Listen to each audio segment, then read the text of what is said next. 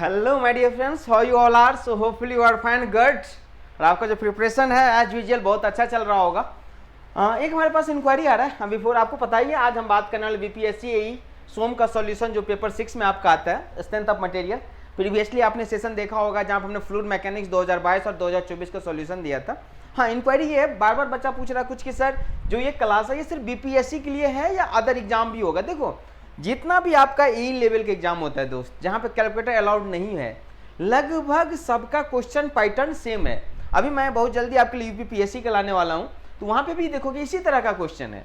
तो चाहे यूपीपीएससी हो, बीपीएससी हो, आरपीएससी हो, जो यही एग्जाम है लगभग सेम स्टैंडर्ड है। हाँ, थोड़ा बहुत 19-20 है, स्टेट स्पेसिफिक हो जा रहा है, बट ओवरऑल आइडिया आपको सेम रहेगा। ठीक है, चलो स्टार्ट करते हैं दोस्त। होपफुली आपने पहले भी देखा होगा। और मैं एक बात बता दूं स्टार्ट करने से पहले,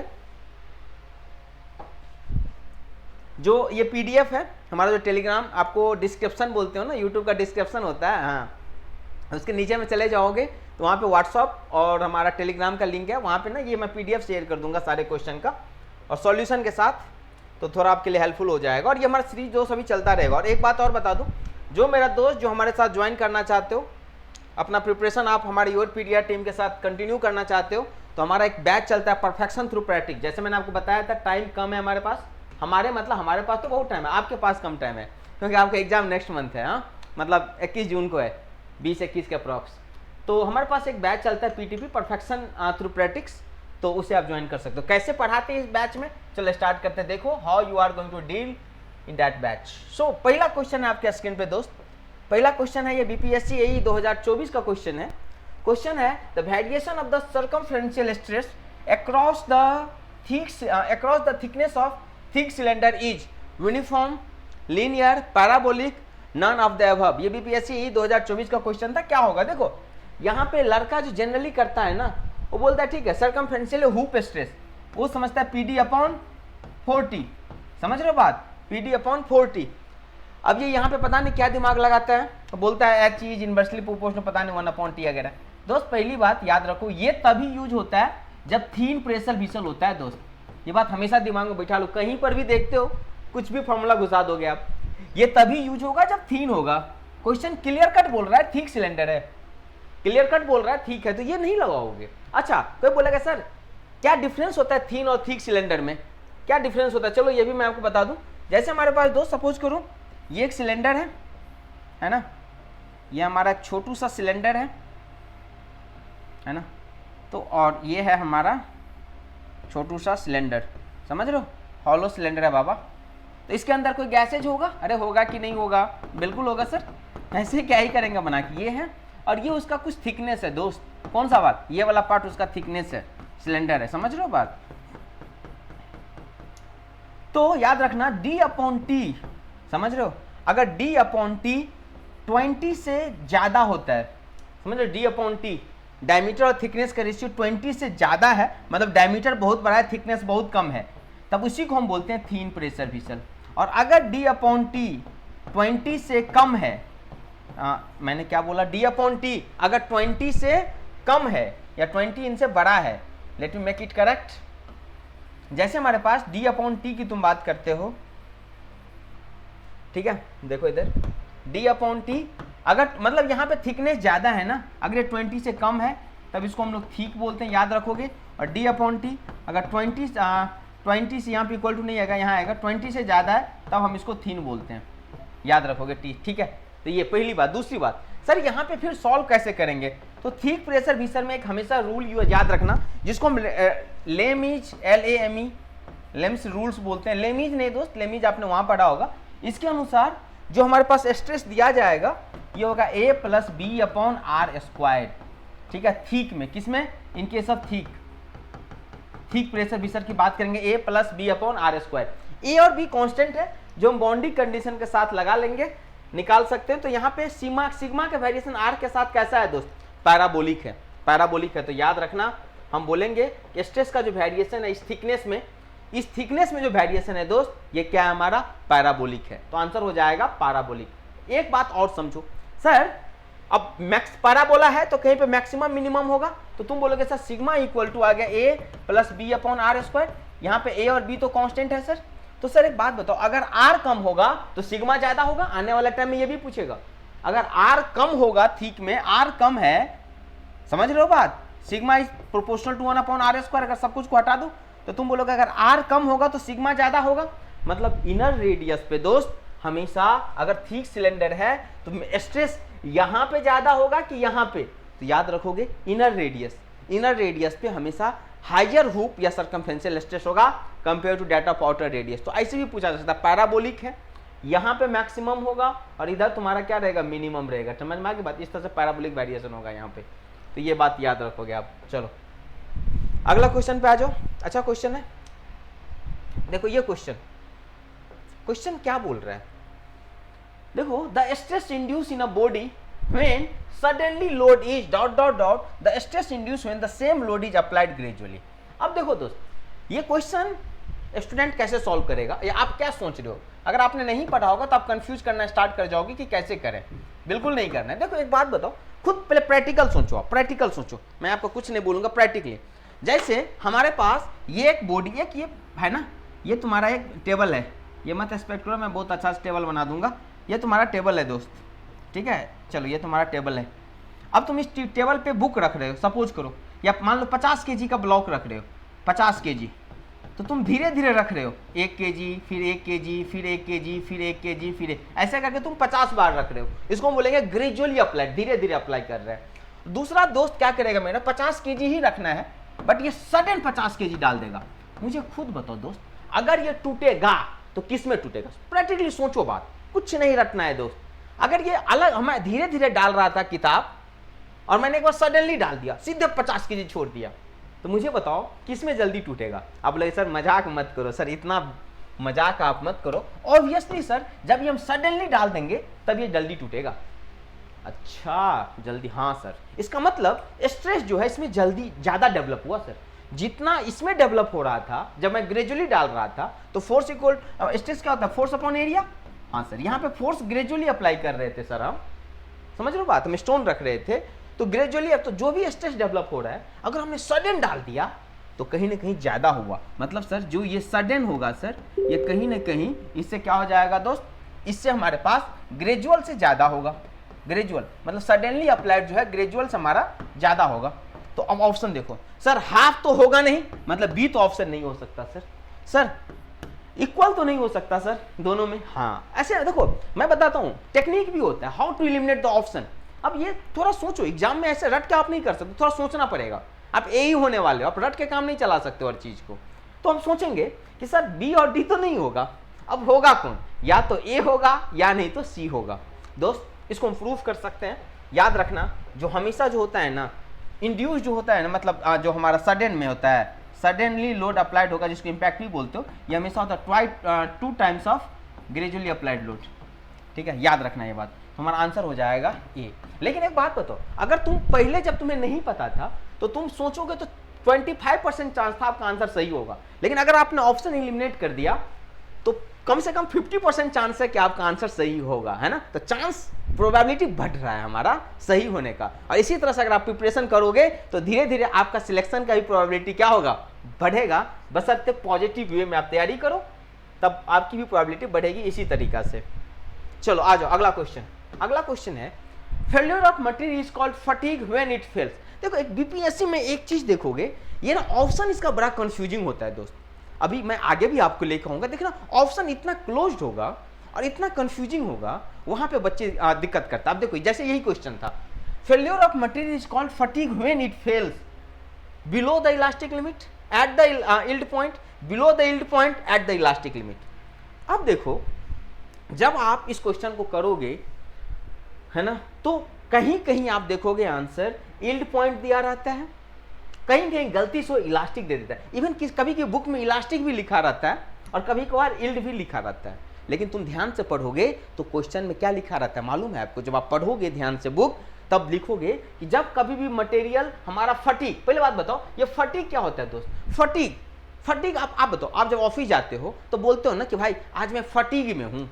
फटीग का क्या मतलब? मतलब जो यूजुअली हो रहा था उससे कुछ अलग हुआ। आज यूजुअली हम 5 घंटा क्लास ले रहे थे, आज मुझे 9 घंटा लेना पड़ा, मतलब मैं फटीग में आ गया। है ना, फटीग वर्ड हम सोसाइटी को हम लोग दिए हैं फटीग। तो फटीग का क्या मतलब, वो ऐसा चीज जो यूजुअली नहीं होता था सडन हो गया, है ना। हाँ सर, तभी फटीग आता है। मतलब सर याद करो, फटीग लोड वो लोड होता है दोस्त, सिंपल वैसा लोड जिसका मैग्नीट्यूड चेंज हो जाए या डायरेक्शन चेंज हो जाए, है ना। जैसे तुम कार पे जा रहे हो, कार जा रहा है, अचानक कहीं पे बम्प आ गया, तुमने ब्रेक नहीं लिया, फटीग लोड डेवलप हो जाएगा। कोई भी ऐसा लोड जो फ्लक्चुएटिंग, जैसे बस की डिजाइन करो, बस पे कभी 10 आदमी है, कभी 50 आदमी होगा, तो 10 आदमी होगा तो अलग लोड लगेगा, 50 आदमी होगा बस पे तो अलग लोड लगेगा, कभी 200 आदमी होगा तो अलग लोड लगेगा, है ना। तो यहाँ पे लोड वैरी कर रहा है सर टाइम के साथ, तो उसी को हम बोलते हैं दोस्त बाबू फटीग लोड। तो जो फटीग लोड होता है ना, जैसे मैं आपको बता रहा हूँ, फटीग लोड में लाइफ किसी भी चीज का कम हो जाता है दोस्त। जैसे यही चीज है ना, देखो जैसे ये है फटीग लोड, जैसे स्टैटिक्स लोड होता, हमने बोला 50 न्यूटन, तो ये 50 न्यूटन T = 1 से लेके T = लाइफ टाइम 50 न्यूटन लग रहा है, 0 से 50। अब मैं बोलूँ T = 50 न्यूटन है, बट इसका नेचर है P = ±50। मतलब सर अगली बार 50 न्यूटन टेंशन, 1 सेकेंड में टेंशन था तो दूसरी सेकेंड में कंप्रेशन, फिर तीसरी सेकेंड में 50 टेंशन, फिर कंप्रेशन, मतलब बार बार खींचेंगे दबाएंगे, खींचेंगे दबाएंगे, कंप्रेशन होगा, टेंशन होगा। ये लोड हमारा फटीग लोड के अंतर्गत आता है, और ये जो कहलाएगा साइक्लिक लोड कहलाएगा हमारा। तो इसमें क्या होगा, बार बार खींचेंगे दबाएंगे, खींचेंगे दबाएंगे, खींचेंगे दबाएंगे, तो यहाँ पे सर एक ना क्रैक बन जाएगा सर। कोई भी तुम बोतल उठा लो, बोतल को ऐसे बार बार खींचो खींचो दबाओ, तो वहां पे क्या डेवलप होगा, एक क्रैक डेवलप हो जाएगा सर। और जब ये क्रैक डेवलप होगा ना, तो चीजें जल्दी फेल हो जाएगा।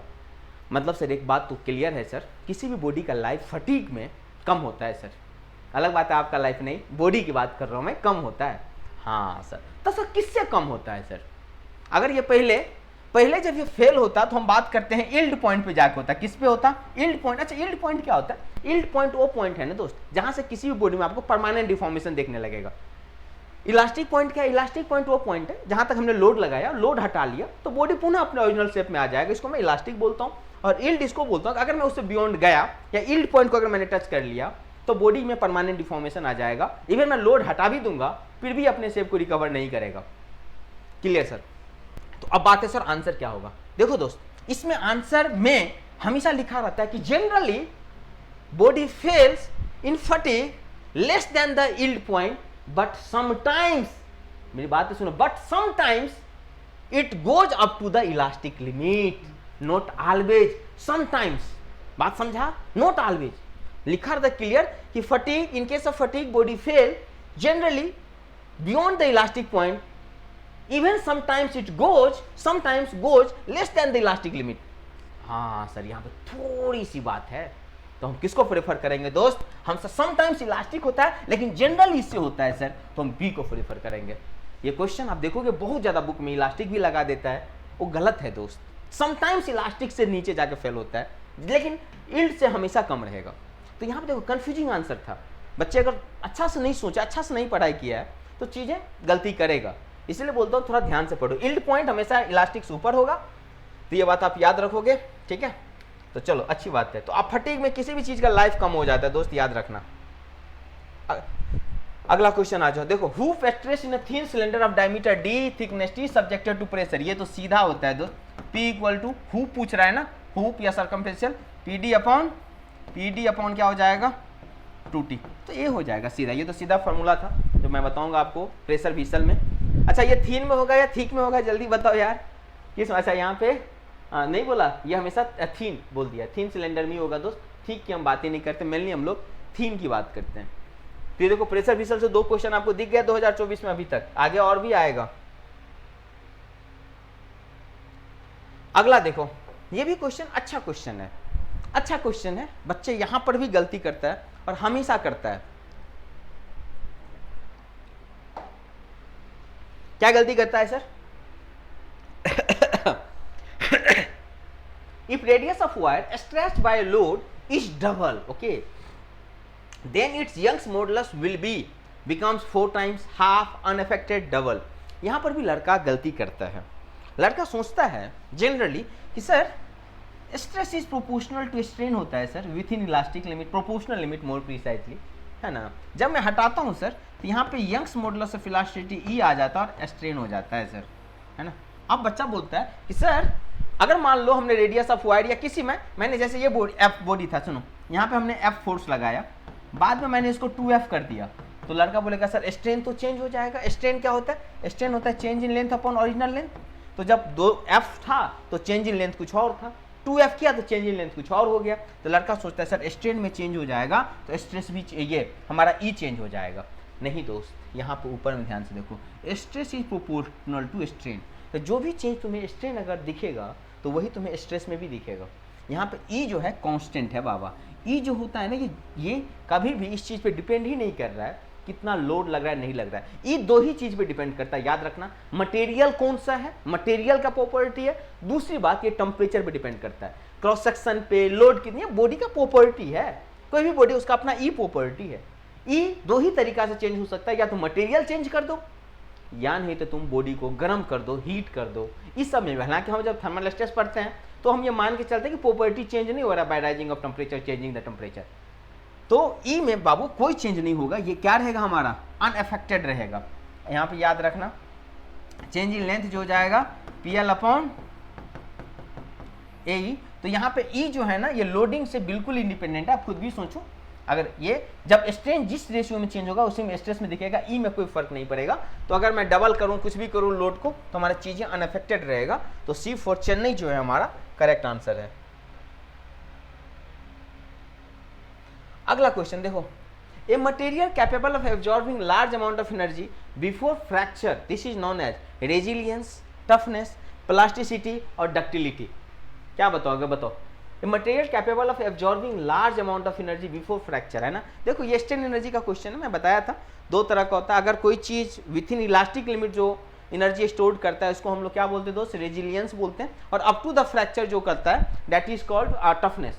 जैसे ये कोई बॉडी है ना, तुम सपोज करो अगर ये बॉडी यहाँ तक गया, ये इलास्टिक लिमिट लेट से जूम, तो यहाँ तक जो एनर्जी अपने अंदर स्टोर करेगा दोस्त, है ना, तो इसको हम क्या बोलेंगे, क्या बोलेंगे, रेजिलियंस कहलाएंगे। और अगर ये फेल्योर यहाँ पे जा रहा है तो यहाँ पे जितना एनर्जी स्टोर हो रहा है उसको हम लोग टफनेस बोलेंगे, याद रखना। तो ये बार बार आता रहता है। अच्छा ये बॉडी एनर्जी में स्टोर हो रहा है क्या, बॉडी में स्टोर हो रहा है एनर्जी, हाँ हो रहा है ना दोस्त। यहाँ पे थोड़ा प्रैक्टिकली भी समझो ना। जैसे हमने फोर्स लगाया दोस्त, हमने F लगाया तो इसमें बॉडी में डिफॉर्मेशन आएगा, बिल्कुल आएगा सर। चेंज इन लेंथ होगा, बिल्कुल होगा सर। कितना हुआ सर, ये डेल्टा एक्स हुआ, मान लो सर ये डेल्टा एक्स है ना सर। हाँ सर बात तो सही है। ये मान लो एक्स था तो सर मैं बोलूँगा वर्क डन क्या होता है सर, ये तो बच्चा से पढ़ रहे हैं सर। वर्क डन तो फोर्स इंटू डिस्प्लेसमेंट होता है सर। अच्छा फोर्स डिस्प्लेसमेंट कितना है, डेल्टा एक्स। अच्छा तो ये हो जाएगा वर्क डन जो होगा फोर्स इंटू डिस्प्लेसमेंट। तो ये जो है हमारे सर कहीं ना कहीं वर्क डन का यूनिट क्या होता है, एनर्जी। अच्छा सर तो ये एनर्जी हमने लगाया ना, तो एनर्जी गया कहाँ, हमने F लोड लगाया। इस F लोड के कारण इसमें डेल्टा एक्स डिफॉर्मेशन हुआ। तो वर्क डन कितना हो गया सर, फोर्स इंटू डिस्प्लेसमेंट हो गया सर। हाँ हो गया सर। तो ये एनर्जी गया कहाँ सर, तो ये एनर्जी ये बॉडी हमारा दोस्त एब्जॉर्ब कर लिया। ये एनर्जी ये बॉडी क्या किया, एब्जॉर्ब कर लिया अपना। अच्छा इसीलिए इसको बोलते हैं strain energy, energy absorb by the body. अब देखो अगर ये इलास्टिक लिमिट तक एनर्जी स्टोर कर रहा है बाबू, तब इसको हम लोग क्या बोलेंगे, तब रेजिलियंस कहलाएगा। लेकिन अगर फ्रैक्चर तक, मतलब इलास्टिक मतलब अगर मैंने लोड हटा दिया पुनः अपने ओरिजिनल शेप ले लेगा। अगर मैं फ्रैक्चर तक बात करूं, अगर मैं लोड बढ़ा रहा हूं, फ्रैक्चर से पहले जितना एनर्जी स्टोर करेगा, लोड बढ़ा रहे हैं है ना। और देखो तो ये कुछ ऐसे करके बाद में हो जाएगा। अगर तुम और F इंक्रीज करोगे तो एनर्जी ज़्यादा स्टोर करेगा। F बढ़ा रहे हो, डिस्प्लेसमेंट भी बढ़ रहा है, तो फोर्स इंटू डेल्टा एक्स भी बढ़ रहा है ना, तो और एनर्जी स्टोर करेगा। तो फ्रैक्चर से पहले जो करता है उसको हम लोग बोलते हैं टफनेस। तो ये एनर्जी गया कहाँ, बॉडी एनर्जी को स्टोर कर रहा है अपने अंदर।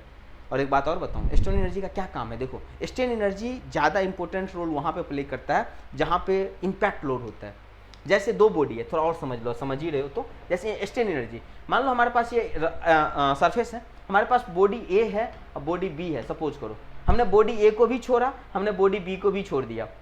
अब कौन बॉडी ज़्यादा, मान लो अगर इसका स्ट्रेन एनर्जी ऐसे है, इसका एस बी है, तो जिसका स्ट्रेन एनर्जी ज़्यादा है ना दोस्त, वो फ्रैक्चर होने से पहले ज़्यादा एनर्जी स्टोर करेगा। तो अगर मान लो मैं बोल दूँ इसका स्ट्रेन एनर्जी ए का ज़्यादा है, मतलब ए जो है ज़्यादा एनर्जी स्टोर करने के बाद टूटेगा। अगर बी का स्ट्रेन एनर्जी कम है तो कम एनर्जी स्टोर करेगा और फिर टूट जाएगा। तो स्ट्रेन एनर्जी बेसिकली तब ज़्यादा रोल प्ले करता है दोस्त, जब लोड फटीग वगैरह हो या इम्पैक्ट लोड हो चीज़ें, तो वहाँ पर ज़्यादा रोल प्ले करता है strain energy. Higher the strain energy more capable to withstand the impact load, है ना। सडन हमने छोड़ा तो जिसका ज़्यादा है ये नहीं टूटेगा, जिसका कम है जल्दी टूट जाएगा। चलो ये बात हम आपको फिर जब स्ट्रेन एनर्जी आएगा हम आगे देखेंगे तो इसकी भी बात करेंगे फिर से। अगला क्वेश्चन आ जाओ। A transmission shaft subjected to bending and torsional movement should be designed on the basis of maximum principal stress theory, permissible bearing pressure, maximum shear stress theory, none of the mention above. देखो ये भी हमारे पास 2024 में पूछा गया question है। क्या बोला? Transmission subjected to bending and torsion. मतलब सर हमारा सुनो, ये हमारा कोई शाफ्ट है सर, अरे बाबा क्या है, शाफ्ट है ना सर, तो इस पर बेंडिंग भी हो रहा है सर, अच्छा बेंडिंग भी लग रहा है सर, और साथ ही साथ यहाँ पे क्रॉस सेक्शन पे भी कपल लग रहा है सर। हमारे पास ये क्रॉस सेक्शन है ना, तो यहाँ पर भी एक कपल लग रहा है सर, दोनों चीज हो रहा है ना, ट्विस्टिंग हो रहा है ना, बेंड भी हो रहा है, ट्विस्टिंग भी हो रहा है, तो इसको हम बोलते हैं कंबाइन इफेक्ट। अब देखो कभी भी जब हम कंबाइन इफेक्ट की बात करेंगे दोस्त, तो उस केस में हम हमेशा जो प्रेफर करते हैं मैक्सिमम शेयर स्ट्रेस थ्योरी को करते हैं। किसको करते हैं दोस्त? Maximum shear stress theory. Maximum principal stress theory किसके लिए यूज होता है कोई बताओगे? डक्टाइल के ब्रिटल? हमेशा याद रखना दोस्त, ये हमेशा ब्रिटल मटेरियल के प्रेफर होता है। किसके लिए? This is going to prefer for the brittle material.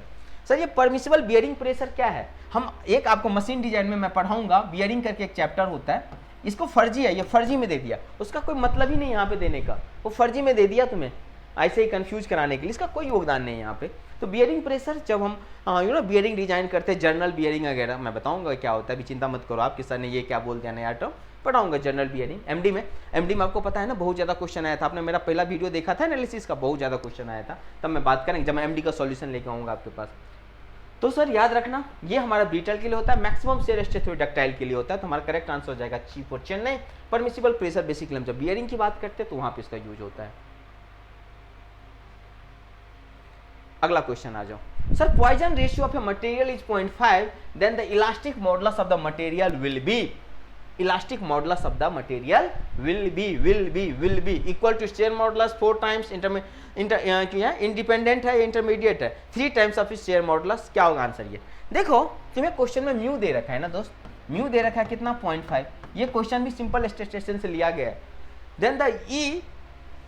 Then the Poisson ratio of material, then the elastic modulus of the material, और किसके में दे रखा है? शेयर मॉडुलस में। तो तुमसे पूछा जा रहा है ई क्या होगा किसके टर्म में? जी के टर्म में। किसके टर्म में दोस्त? जी के टर्म में। आप बोलोगे सर फार्मूला हमको याद नहीं है, मैं अभी याद करवा के जाऊंगा, ऐसे छोड़ ही नहीं सकता। याद रखो 3 फार्मूला, ये तीनों आपको टोंग पे रखना है और मैं रखवाऊंगा। एक फार्मूला होता है दोस्त E equal to 2g into 1 plus mu, अच्छा दूसरा होता है E equal to 3k into 1 minus 2 mu, तीसरा होता है E equal to 9kg upon 3k plus G. ये तीनों फार्मूला आपको याद रखना है। सर कैसे? अब देखो दोस्त 2g चलाना पसंद करोगे? जी यहाँ पे शेयर मॉडुलस है, के जो है बल्क मॉडुलस है, जी क्या है बाबू? Shear modulus, modulus of rigidity. यहाँ पे के क्या है? बल्क मॉडुलस है। याद रखो ई इक्वल टू 2g कम है ना भाई, स्पीड 2g कम है ना, तो उसमें कुछ ऐड करोगे। अच्छा E equal to 2g 1 plus mu, कुछ ऐड करेंगे। बताओ आज मैं तुम्हें दे दूंगी 2g चलाओ, मोबाइल छोड़ दोगे, तो 2g कम होता है ना सर, हाँ, और जी पहले आता है तो वैल्यू कम है, तो equal to 2g 1 plus mu. बच्चे यहीं पे गलती करता है, 2 होगा कि 3 होगा, नहीं। अब समझो ई इक्वल टू 3k, यहाँ पे देखो यहाँ पे 2 था तो यहाँ पे कुछ नहीं तो 1 आया, equal to 2g 1 plus mu. यहाँ पे 3k है तो इससे कम 2 आया, तो याद रखो E equal to 3k 1 minus 2 mu. अब देखो यहाँ पे 3 था, ज्यादा वैल्यू था तो 1 माइनस 2 हो गया। यहाँ पे देखो E equal to 2g speed कम था, हमको ऐड करना पड़ेगा कितना? 1 म्यू, क्योंकि यहाँ पे 2 है यहाँ पे 1 आएगा, 1 कम। अब देखो E equal to 3k 1 minus 2 mu. अब देखो 3 था, अच्छा k का वैल्यू क्या होता है? ज्यादा होता है ना, और तुम जो बात करते हो k की वैल्यू ज्यादा होगा तो वहां पे कम कर देना। और ई इक्वल टू 9 kg आम खरीदने जा रहे हो, अभी आम खाओगे आप लोग, बोलोगे ना सर 9 kg आम दे दो, तो याद रखो 9 kg और किसके साथ? पहले 3k इसके बाद g।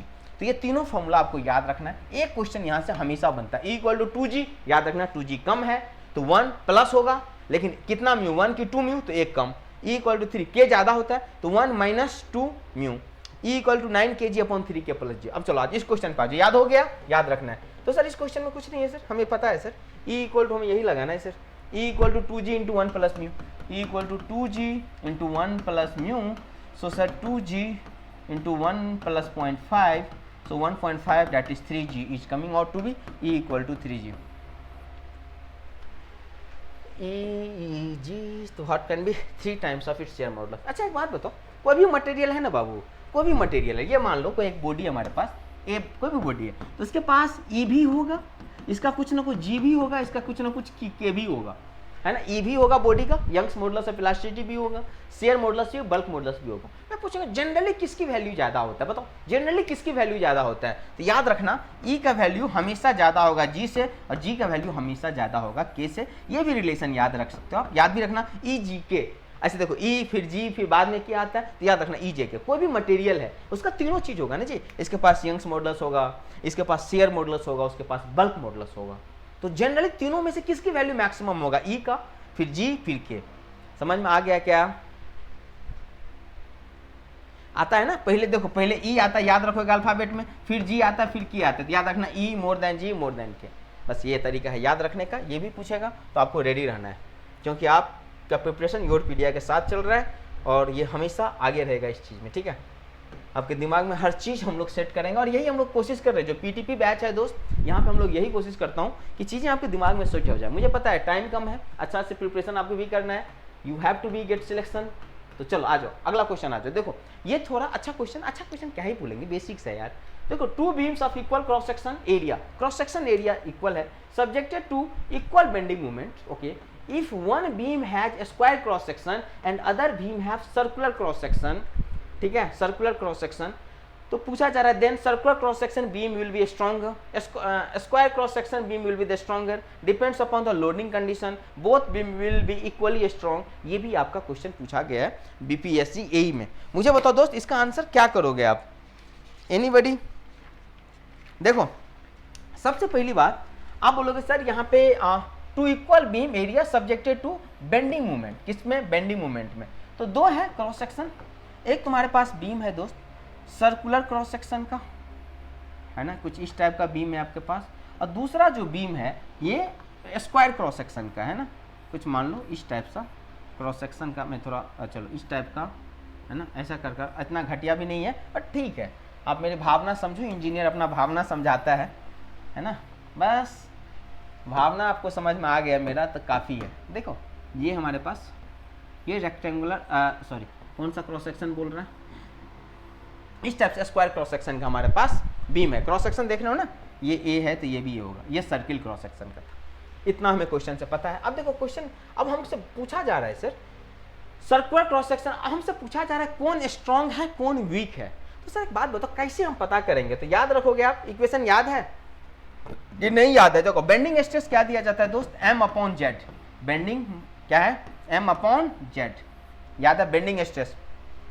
सिग्मा क्या है दोस्त, बेंडिंग स्ट्रेस, एम क्या है बेंडिंग मोमेंट, और जेड क्या है सेक्शन मॉडुलस। जेड क्या है हमारा सेक्शन मॉडुलस। अभी मैं सबको डिफाइन करूंगा, चिंता मत करो। तो सर एक बात बताओ इसका मतलब क्या हुआ सर, मुझे ये बता दो। अगर मैं बात करूं Z higher Z lower stress stronger beam, देखो अगर मैं जेड को बढ़ा देता हूं, जेड को मैं अगर बढ़ा दिया for a given bending moment, तो इसका मतलब for a given bending moment तो सिग्मा बी क्या हो गया, बेंडिंग स्ट्रेस कम हो गया सर, मतलब उस पर स्ट्रेस कम जनरेट हो रहा है सर। अगर स्ट्रेस कम होगा तो ज़्यादा स्टेबल होगा। कोई भी चीज़ है अगर कहीं पे ज़्यादा स्ट्रेस आ रहा है तो उसको फेल होने की चांस ज़्यादा है, अगर स्ट्रेस कम आ रहा है तो फेल होने की चांस कम है। हाँ बात तो सही है सर। तो किसी गिवन बेंडिंग मूवमेंट के लिए अगर मैं बात करूँ, अगर किसी बॉडी का सेक्शन मॉडुलस ज़्यादा है तो इसका बेंडिंग स्ट्रेस कम होगा, मतलब उसका लाइफ क्या होगा, ज़्यादा होगा, मतलब इस बीम को हम स्ट्रॉन्गर बोलेंगे। लाइफ ज़्यादा का क्या मतलब, उस बीम का लाइफ ज़्यादा है मतलब ज़्यादा स्ट्रॉन्गर है। हाँ इतना तो बात क्लियर है सर। सर सेक्शन मॉडुलस क्या है, आऊँगा वो, चिंता मत करो सारा बताऊँगा। तो याद रखना कभी भी तुम्हें ऐसा भी क्वेश्चन पूछा जा सकता है कि दो बीम है जिसका सेक्शन मॉडुलस ज़्यादा है उसका लाइफ क्या होगा, तो हमेशा याद रखना जिसका सेक्शन मॉडुलस ज़्यादा है तो वो अगर जेड हमारे पास ज़्यादा होगा तो बेंडिंग स्ट्रेस कम होगा, बेंडिंग स्ट्रेस कम होगा मतलब स्ट्रेस कम डेवलप हो रहा है तो उसका लाइफ बढ़ जाएगा। सर उल्टा अगर जेड कम है सर, किसी भी बीम का जेड कम है बाबू, तो क्या होगा, हमारा बेंडिंग स्ट्रेस ज़्यादा डेवलप हो जाएगा और सर फिर टूट भी सकता है हमारा बीम। जानते हो इसीलिए कभी तुम ट्रायंगुलर बीम नहीं देखता होगा। क्यों नहीं देखते हैं सर, क्योंकि उसमें जब मैं डिजाइन करता हूँ तो सेक्शन मॉडुलस कम क्या होता है हमारे पास, कम आ जाता है, फिर हमारा टूटने की चांसेज होती है। क्या यहाँ तक बात क्लियर है? चलो आ जाओ, ठीक है सर यहाँ तक तो क्लियर। आगे बताओ सर, आगे बताओ। अब सर एक बात बताओ, हमें सर सारा कहानी जेड का है सर, सारा कहानी जेड का ही है, सिग्मा भी प्रोपोर्शनल टू 1/z, सारा कहानी जेड का है सर, बाद बाकी चीजें सेम है। देखो क्वेश्चन पढ़ो, क्वेश्चन पढ़ो क्या बोल रहा है, two beam of equal cross section area subjected to equal bending movement, मतलब एम भी सेम है सर, एम भी सेम है। If one beam have square cross section and other have, okay आ जाओ क्रॉस सेक्शन की मैं बात करता हूं, तो इसका एरिया क्या हो जाएगा बाबू, π/4 d स्क्वायर। अरे होगा कि नहीं होगा, जोर से बोलो। हाँ सर हो जाएगा। अरे बाबा इसका क्या एरिया हो जाएगा सर, सर इसका तो ए स्क्वायर हो जाएगा ना सर, इसका मैं एरिया जब सर्किल की बात करूंगा तो ए स्क्वायर हो जाएगा। अच्छा क्वेश्चन में एक बात बोल रहा है कि दोनों का एरिया का वैल्यू सेम है। हाँ बात तो सही है सर, बोल रहा है सर, देखो ना सर बोल रहा है, क्वेश्चन बोल रहा है, मैं नहीं बोल रहा हूँ। If the two subjected to equal cross section area, two beam of equal cross section area. अच्छा तो ठीक है सर, तो दोनों को बराबर करो ना सर, करो करो करो। अरे मेरे पास जगह भी होना चाहिए। ए ऑफ, तुम बोलोगे A of circle is equal to A of square, दोनों में एक रिलेशन निकालो, ए ऑफ सर्किल और ए ऑफ स्क्वायर में।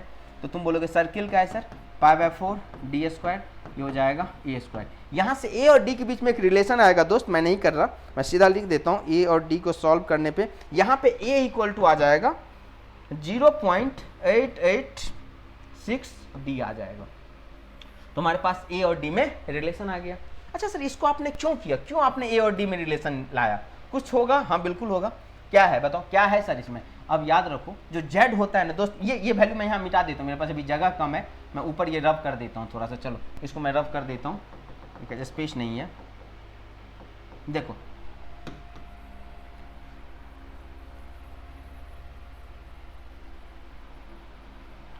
चलो देखो जरा, आप बोलोगे सर आपने ये क्यों किया। देखो बाबू जो जेड होता है ना हमारा दोस्त, जेड होता है ना, ये होता है I/Y मैक्स, I/Y मैक्सिमम जो ले लेते हो, तो Y मैक्स क्या है, जैसे देखो ये है ना हमारे पास, है ना, जब मैं उस पर अभी लेंथ ये इसका L है दोस्त, है ना, ये न्यूट्रल एक्सिस है, लेंथ L है। अब मैं उसको अगर बेंडिंग मोमेंट लगाऊंगा, बेंडिंग करूंगा, तो चीज़ें क्या हो जाएगा, नहीं लगता है कुछ इस टाइप से हो जाएगा।